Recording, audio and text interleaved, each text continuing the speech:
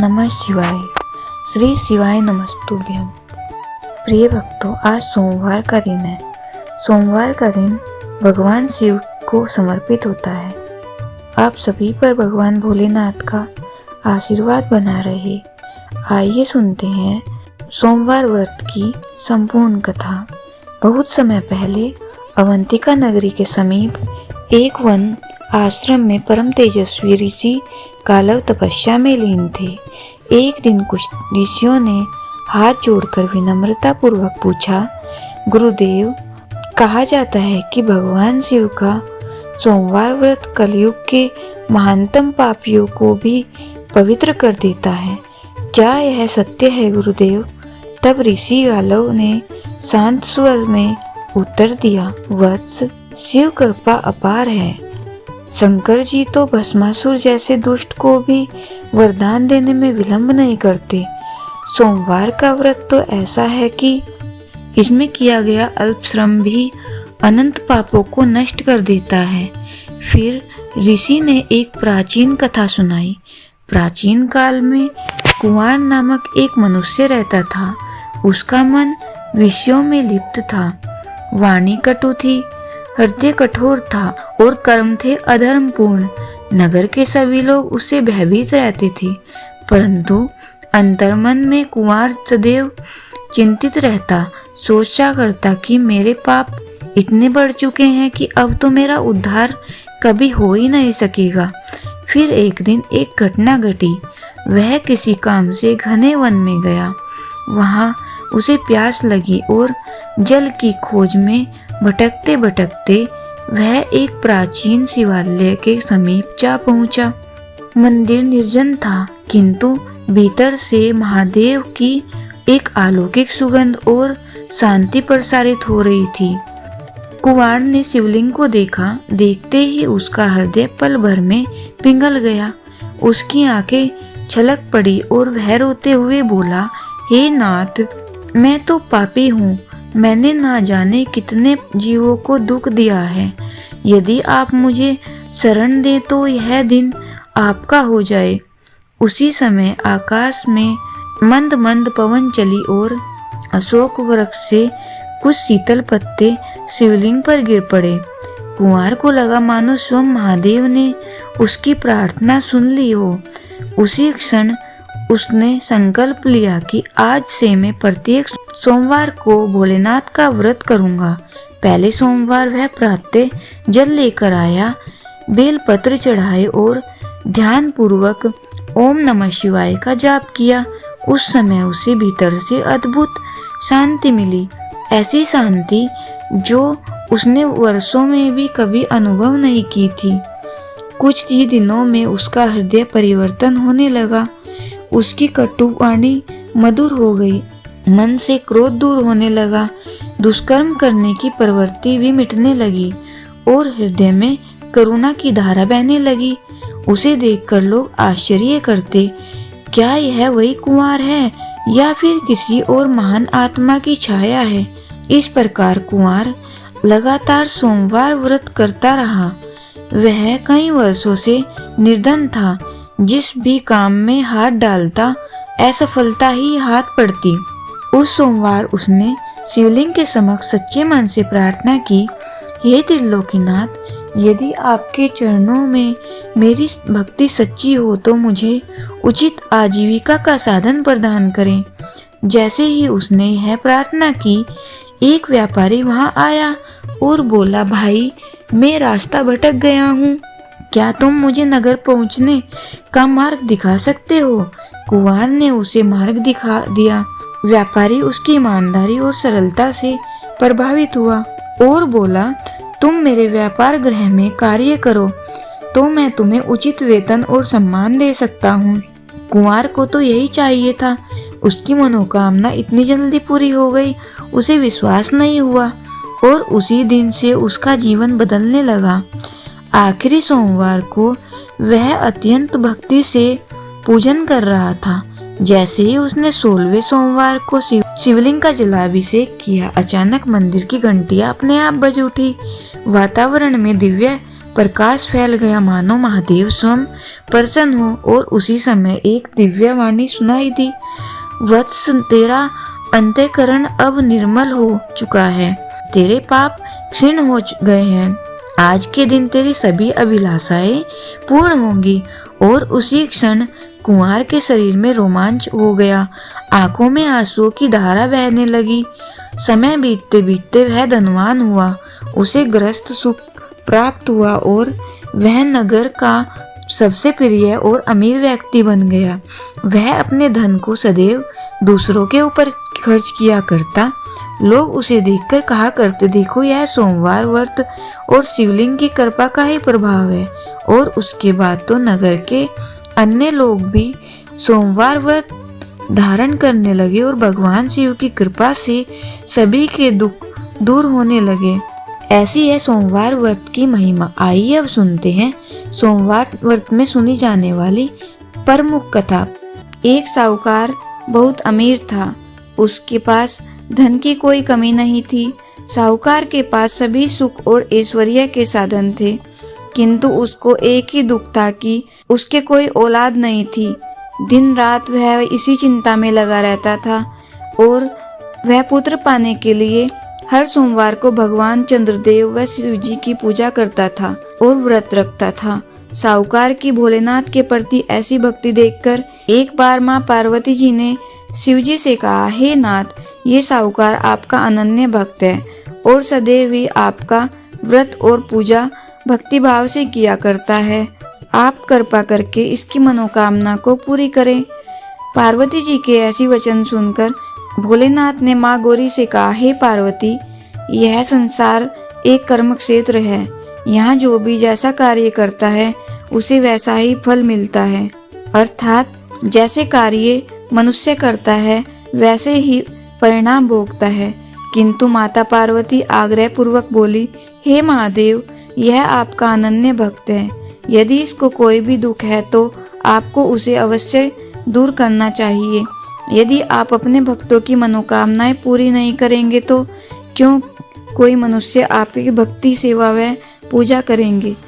पार्वती जी के इस आग्रह को सुनकर शिवजी ने कहा, हे शिवे, इस साहूकार के कोई पुत्र नहीं है, इसी कारण यह दिन रात चिंतित व दुखी रहता है। इसके भाग्य में संतान न होने पर भी मैं इसे पुत्र प्राप्ति के लिए वरदान देता हूँ, किंतु इसका पुत्र केवल 12 वर्ष तक की आयु तक ही जीवित रह सकता है, इसके बाद वह मर जाएगा। इससे अधिक मैं इस साहूकार के लिए कुछ नहीं कर सकता। यह सब बातें साहूकार सुन रहा था। उसे यह सारी बातें सुनकर न कोई खुशी हुई और न ही कोई दुख। वह पूर्ववत शिवजी की पूजा व व्रत करता रहा। कुछ समय पश्चात साहूकार की पत्नी गर्भवती हो गई और 10वें महीने में उसने एक सुंदर पुत्र को जन्म दिया। साहूकार के घर में बहुत खुशियां मनाई गई, किंतु साहूकार अपने पुत्र की 12 वर्ष की उम्र जानकर कोई खुशी प्रकट नहीं करना चाहता था और इस संबंध में किसी को कोई भेद भी नहीं बताना चाहता था। वह बालक धीरे धीरे बड़ा होने लगा। जब वह बालक 11 साल का हो गया तो बालक की माता ने साहूकार से उसके विवाह के लिए कहा, किंतु साहूकार ने कहा कि मैं इसे काशी जी पढ़ने भेजूंगा। साहूकार ने अपने साले को बुलाकर कहा कि तुम इस बालक को काशी पढ़ाने ले जाओ और इसे विधिवत शिक्षा ग्रहण कराओ। साहूकार ने उसको बहुत सा धन देकर कहा कि रास्ते में जहाँ कहीं भी ठहरो वहाँ यज्ञ और ब्राह्मणों को भोजन कराते जाना। इस प्रकार वह दोनों मामा भांजे रास्ते में यज्ञ करते, दान देते और ब्राह्मणों को भोजन कराते जा रहे थे। रास्ते में एक शहर पड़ा। उस शहर में राजा की कन्या का विवाह था। एक अन्य राजा का लड़का बारात लेकर आया था, लेकिन वह एक आंख से काना था। लड़के के पिता को इस बात की चिंता थी कि वर को देखकर कन्या के माता पिता विवाह में किसी प्रकार की अड़चन न डाले। इसी कारण जब उन्होंने साहूकार के अति सुंदर बेटे को देखा तो उसके मन में विचार आया कि क्यों न इस लड़के से विवाह का कार्य पूर्ण करा लिया जाए। यह विचार कर उसने लड़के और उसके मामा से कहा कि यदि आप फेरे व कन्यादान का कार्य पूर्ण करा देंगे तो आपकी बड़ी कृपा होगी और हम आपको बहुत सारा धन देंगे। साहूकार के लड़के और उसके मामा ने इस बात को स्वीकार कर लिया था। विवाह का काम भलीभांति से पूर्ण हो गया। जब वह लड़का जाने लगा तो उसने चुपके से राजकुमारी की चुनरी पर लिख दिया कि तेरा विवाह मेरे साथ हुआ है, लेकिन जिसके साथ तुम्हें भेजा जाएगा वह एक आंख से काना है। मैं काशी जी जा रहा हूँ। राजकुमारी ने जब इस प्रकार लिखा पाया तो उसने कान्हे राजकुमार के साथ जाने से इनकार कर दिया और कहा कि यह मेरा पति नहीं है। मेरा विवाह जिसके साथ हुआ है वह काशी जी गया है। राजकुमारी के पिता ने यह सब जब सुना तो उसने अपनी कन्या को विदा करने से इनकार कर दिया। बारात वापस चली गई। उधर साहूकार का लड़का और उसका मामा काशी जी पहुँचे, जहाँ लड़के ने पढ़ना शुरू किया और अपना अतिरिक्त समय मामा भांजा यज्ञ ज्ञान आदि में व्यतीत करने लगे। इस प्रकार महीने बीत गए। जब लड़का 12 साल का हुआ तो उस दिन लड़के के मामा ने यज्ञ का आयोजन कर रखा था। अचानक ही लड़के की तबीयत खराब हो गई। लड़के के मामा ने कहा कि अंदर जाकर सो जाओ। लड़का अंदर जाकर सो गया। थोड़ी देर पश्चात लड़का मर गया। जब लड़के के मामा ने देखा कि वह मर गया तो वह बहुत दुखी हुआ। उसने सोचा कि मैं पहले यज्ञ पूरा कर लूँ तब कुछ सोचूंगा। लड़के के मामा ने यज्ञ पूरा किया और फिर रोना प्रारंभ कर दिया। वह बहुत जोर जोर से रो रहा था। संयोगवश शिवजी और पार्वती उधर से जा रहे थे। पार्वती जी ने भगवान भोलेनाथ से कहा, हे नाथ, कोई दुखी व्यक्ति रो रहा है, उसके कष्टों को दूर कर दो। जब शिवजी और पार्वती जी वहां पहुंचे तो उन्होंने देखा कि वहां पर एक लड़का मरा हुआ पड़ा है। तब पार्वती ने देखते ही लड़के को पहचान लिया। पार्वती जी ने लड़के के मरने का कारण पूछा तो भोलेनाथ ने बताया, हे गौरी, इस लड़के की आयु इतनी ही थी, ये अपनी आयु पूरी कर चुका है। पार्वती जी ने विनम्रता पूर्वक कहा, महाराज, कृपा करके आप इस लड़के को जीवित कर दीजिए, नहीं तो इसके माता पिता इसके वियोग में तड़प तड़प कर अपनी जान दे देंगे। माता पार्वती की बात सुनकर शिवजी ने लड़के को पुनः जीवित कर दिया। शिवजी की कृपा से उसका लड़का जीवित हो गया। शिव शंकर और पार्वती जी शिव धाम चले गए। शिक्षा पूरी होने पर लड़का और उसका मामा पहले की तरह यज्ञ करते, ब्राह्मणों को भोजन तथा दक्षिणा देते हुए अपने घर की ओर चल दिए। रास्ते में दोनों उसी शहर में आए जहाँ पर उस लड़के की शादी हुई थी। वहां पहुंचकर दोनों ने यज्ञ करना शुरू कर दिया। जब वे दोनों यज्ञ कर रहे थे तो उस लड़के के ससुर यानी वहां के राजा ने, जो उधर से घोड़े पर बैठकर अपने सेवकों के साथ जा रहा था, उसने लड़के को पहचान लिया। राजा ने महल में ले जाकर दोनों की खूब सेवा की। कुछ समय राजा के महल में रहने के बाद लड़के ने राजा से जाने की आज्ञा मांगी। राजा ने अपनी लड़की को लड़के के साथ विदा किया और साथ में बहुत सा धन और दास दासियों को भी भेजा। जब वे अपने शहर में आए और लड़के के मामा ने कहा, पहले मैं तुम्हारे माता पिता को तुम्हारे आने की खबर सुना आता हूँ, तब तक तुम पत्नी सहित यहाँ आराम करो। ऐसा कहकर लड़के का मामा साहूकार को अपने पुत्र के आने की खबर देने चला गया। घर आकर उसने देखा कि उसके बहन और बहनोई छत पर बैठे हुए हैं और उन्होंने यह प्रण कर रखा है कि यदि उनका बेटा जीवित लौट आया तो वह छत से नीचे उतर आएंगे, नहीं तो छत से कूदकर अपने प्राण त्याग देंगे। लड़के के मामा ने जब यह समाचार उन्हें सुनाया कि उनका लड़का जीवित लौट आया है तो उन्हें विश्वास नहीं हुआ। तब लड़के के मामा ने शपथ खाकर कहा कि आपका लड़का अपनी स्त्री और बहुत से धन और दासियों सहित घर आया है। तब साहूकार और उसकी पत्नी छत से नीचे उतर आए तथा प्रसन्नता के साथ अपने बेटे और बहू का स्वागत किया। सभी प्रसन्नता के साथ रहने लगे। इस प्रकार भक्ति भाव से जो भी प्राणी सोमवार के व्रत का पालन करता है तथा प्रेम पूर्वक इस कथा को सुनता है या पढ़ता है तो उसके सभी कष्ट दूर होते हैं, सारी मनोकामनाएं पूर्ण होती हैं और इस लोक में सभी सुख सुविधाओं को भोगकर अंत में उसे शिवलोक की प्राप्ति होती है। इस प्रकार सोमवार के व्रत को 16 सोमवार तक करना चाहिए। और फिर उद्यापन करना चाहिए। इस व्रत के प्रभाव से मानवों को सभी प्रकार के सुखों की प्राप्ति होती है। बोलिए शंकर भगवान की जय, पार्वती माता की जय, हर हर महादेव। आइए अब सुनते हैं शिव चालीसा। श्री गणेश गिरिजा सुवन मंगल मूल सुजान, कहत अयोध्या दास तुम देहु अभय वरदान। जय गिरिजापति दीन दयाला, सदा करत संतन प्रतिपाला। भाल चंद्रमा सोहत नीके, कानन कुंडल नाग फनीके।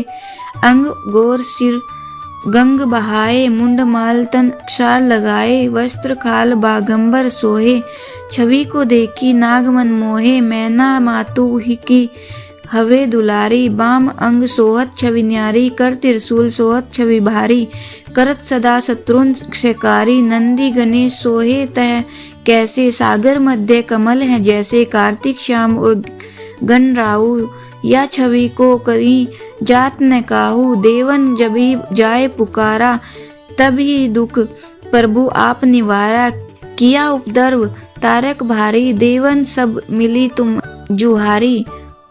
तुरत सड़ासन आप पठायो, लव मिनी मेष मैं मारी गिरायो। आप जलंधर असुर संगारा, सूयत तुम्हार विदित संसारा। त्रिपुरासुर सन युद्ध मचाई, सबई कृपा कर लीन बचाई। किया तपई भगीरथ भारी, पूर्व प्रतिज्ञा तासु पुरारी। दानिन मैं तुम सम को नाही, सेवक स्तुति करत सदाही। वेद नाम महिमा तब गाई, अकत अनादि भेद नहीं पाई। प्रकटी उदधि मंथन में ज्वाला, जरत सुरासुर भये विहाला। किनी दया तह करी सहाई, नीलकंठ तब नाम कहाई। पूजन रामचंद्र जब कीना, जीत के लंका विभीषण दीना। सहस कमल में हो रहे धारी, किन्ह परीक्षा तभी पुरारी। एक कमल प्रभु राखे जोही, कमल नयन पूजन चह सोही। कठिन भक्ति देखी प्रभु शंकर, भये प्रसन्न दिए इच्छित वर। जय जय जय अनंत अविनाशी, करत कृपा सबके कटवासी। दुष्ट सकल नित मोहि सतावे, भरमत रहो मोहि चैन न आवे। त्राही त्राही में नाथ पुकारो, यही अवसर मोहि आन उबारो। ले त्रिशूल शत्रुन को मारो, संकट में मोहि आन उबारो। मात पिता भ्राता सब होई, संकट में पूछत नहीं कोई। स्वामी एक है आस तुम्हारी, आए हरो मम संकट भारी। धन निर्धन को देत सदाही, जो कोई जाचे सो फल पाही। स्तुति के ही विधि करे तुम्हारी, अक्षमो नाथ अब चूक हमारी। शंकर को संकट के नाशन, मंगल कारण विघ्न विनाशन। योगी यति मुनि ध्यान लगावे, सारद नारद शीश नवावे। नमो नमो जय नमः शिवाय, सुर ब्रह्मादिक पार न पाए। जो यह पाठ करे मन लाई, तापर होत शंभु सहाय। ऋणिया जो कोई हो अधिकारी, पाठ करे सो पावन हारे। पुत्रहीन कर इच्छा जोई, निश्चय शिव प्रसाद ते होई। पंडित त्रयोदशी को लावे, ध्यान पूर्वक होम करावे। त्रयोदशी व्रत करे हमेशा, ताहे तन नहीं रहे कलेसा। धूप दीप नैवेद्य चढ़ावे, शंकर सम्मुख पाठ सुनावे। जन्म जन्म के पाप नसावे, अंत धाम शिवपुर में पावे। कहे अयोध्या दास आस तुम्हारी, जानी सकल दुख हरो हमारी। नित नेम कर प्रातः ही पाठ करो चालीसा। तुम मेरी मनोकामना पूर्ण करो जगदीशा। मगसर छठी हेमंत ऋतु, संवत 64 जान। स्तुति चालीसा शिव ही, पूरन कीन कल्याण। हर हर महादेव। जय शिव ओमकारा, प्रभु जय शिव ओमकारा। ब्रह्मा विष्णु सदा शिव, अर्धांगिनी धारा। जय शिव ओमकारा। एकानन चतुरानन पंचानन राजे, स्वामी पंचानन राजे। हंसासन गरुड़ासन, हंसासन गरुड़ासन। वृषवाहन साजे, ओम जय शिव ओमकारा। दो भुज चार चतुर्भुज, 10 भुज अति सोहे। स्वामी 10 भुज अति सोहे, तीनों रूप निरखता, तीनों रूप निरखता त्रिभुवन जन मोहे। जय शिव ओंकारा, ओम जय शिव ओंकारा। अक्षमाला वनमाला मुंडमाला धारी, स्वामी मुंडमाला धारी। त्रिपुरारी कंसारी, कंचन बिन मन चंगा। करमाला धारी, ओम जय शिव ओंकारा। श्वेतांबर पीतांबर वाघंबर अंगे, स्वामी वाघंबर अंगे। सनकादिक ब्रह्मादिक भूतादिक संगे। ओम जय शिव ओंकारा। कर के मध्य कमंडलु चक्र त्रिशूलधारी, स्वामी चक्र त्रिशूलधारी। जग हरता जग करता, जग हरता जग करता, जग पालनकारी। ओम जय शिव ओंकारा। ब्रह्मा विष्णु सदा शिव जानत अविवेका, स्वामी जानत अविवेका। प्रणवाक्षर के मध्य ये तीनों रेखा। ओम जय शिव ओंकारा। त्रिगुण स्वामी जी की आरती जो कोई नर गावे, स्वामी जो कोई नर गावे। कहत शिवानंद स्वामी, कहत शिवानंद स्वामी, मनवांचित फल पावे। ओम जय शिव ओंकारा, जय शिव ओंकारा। प्रभु जय शिव ओंकारा। ब्रह्मा विष्णु सदा शिव अर्धांगिनी धारा। ओम जय शिव ओंकारा, जय शिव ओंकारा। प्रभु हर शिव ओंकारा। ब्रह्मा विष्णु सदा शिव अर्धांगिनी धारा। ओम जय शिव ओंकारा। बोलियो शिव शंकर भगवान की जय, पार्वती माता की जय, सभी देवी देवताओं की जय। ओम नमः शिवाय, ओम नमः शिवाय, ओम नमः शिवाय। श्री शिवाय नमस्तुभ्यं, श्री शिवाय नमस्तुभ्यं, श्री शिवाय नमस्तुभ्यं।